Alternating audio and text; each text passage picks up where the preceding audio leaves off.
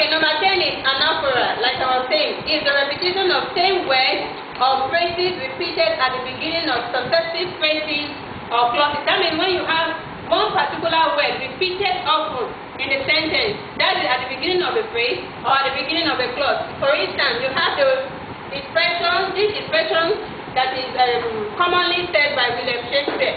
That I came, I saw, and I conquered. Now, this is a phrase, this is a clause, this is another clause, and another clause. So we realize that at the beginning of each clause, the word I is repeated. Beginning of each clause. So I is repeated at the beginning of each clause.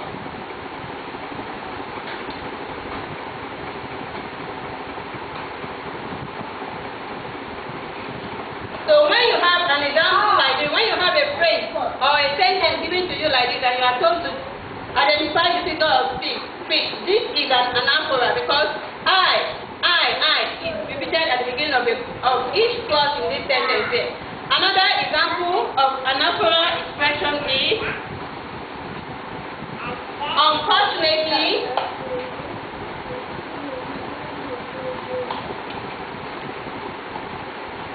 Unfortunately, I was at the wrong place at the wrong time on a wrong day.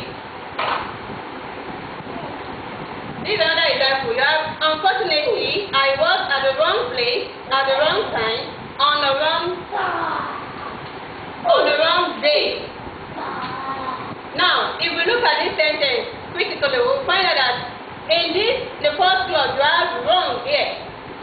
The second phrase, you have wrong, and the third phrase, you also have wrong. So, wrong seems to be beginning each clause or phrase in the sentence. So, this is an anaphora because you have the same word repeated. Here is at the end of this clause. Yes, no, not even at the end. This place makes the end of this clause. So here is at the tail end of this clause. The second phrase is at the tail end of the clause.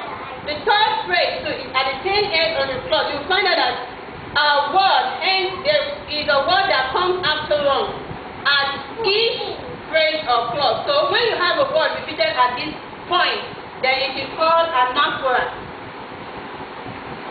Another figure of speech is antithesis. No, let's go to apostrophe.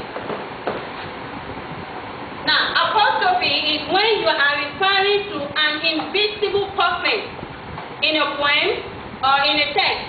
When someone is talking as if that person is talking to someone, like when you read a poem and it's like the poet is referring to someone or communicating, conversing with someone, that is what we call apostrophe. It's not your normal apostrophe that you put at the end of a word to signify possession, but this is a figure of speech.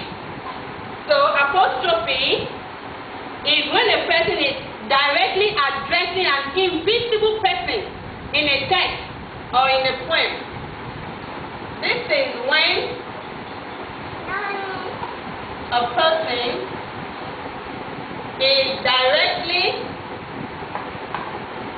addressing an invisible person in a poem or text. It's called an apostrophe. For instance, let's say someone just standing somewhere and the person is just saying, "Oh, you this stupid car. You will just behave at the wrong time." Now, the car is not even present. The car is not human being. But the person speaking is talking as if he or she is addressing someone standing right in front of him or her at that particular time. So that is an apostrophe. So my example, I'll just have to write down, "Oh, you see this car like behaving wrongly at each point I need. That is an apostrophe. When you're talking as if you're directly talking to someone. Now my last figure of speech that I want to treat here is point. Now remember, we're trying to treat some of the figures of speech that seems to be popular in text, that we seem to come across often. Point. It is when you use the same word in different ways. When the meaning of a word is used differently in a particular sentence, that means a particular word can be used differently and the meaning will be different. That is point. That means what we say that is a play on word. That means you are playing on that word. You are trying to use the word, but actually bringing out different meaning of that word in a sentence. That is point. So another name we give to point is we call it a play on word. When we say a play on word, that means you are trying to play with the word and give us different meaning of the word.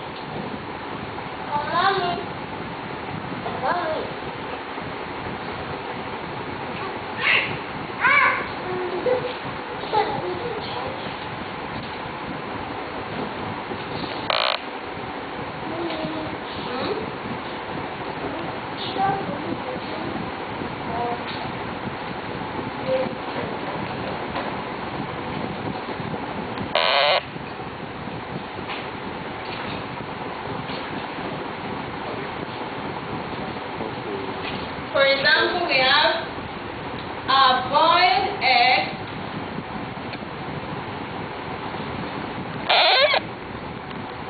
this morning is had to beat. Now, you have a boiled egg this morning is had to beat. Now, here, when you have a boiled egg ordinarily will be hard. But when you now say it had to be, a beat is something that when you beat the drum or beat something, that's beating to music, beat of a music, beating someone. But here, beat here does not mean dancing, does not mean beating someone. But it simply means it is hard to eat, it is hard to accept. So, you have used another meaning of beat in this sentence. That is why it is a pun. You have using beat in another way, giving us another meaning of what beat means. Yes. And you might even say to rest would not give us rest. Now rest here is used in different ways too. To rest would not give us rest. To rest here, the first rest here means to exercise one's body. Now, will not give us rest. That means will not give us peace. So that means in this sentence, rest, which happens to be the same word, but does not mean the same thing in the sentence. That is why we call it a play on word. That is where we're going to end these figures of speech for this week. Now, we have treated 11 figures of speech plus the 7 we treated last week, the personification, oxymoron, onomatopoeia, synergy, metaphor, simile, all of those ones. Please do have a revision of all those figures of speech and go through them one after the other. Study them very well. Then I would like you to go into your English grammar textbook where you have figures of speech and idioms. Please attempt all the exercises there for you to be able to practice well and to acquaint yourself with all these figures of speech, so that when you get into the exam, you will easily identify them. Please don't be lazy at home. Keep reading, keep preparing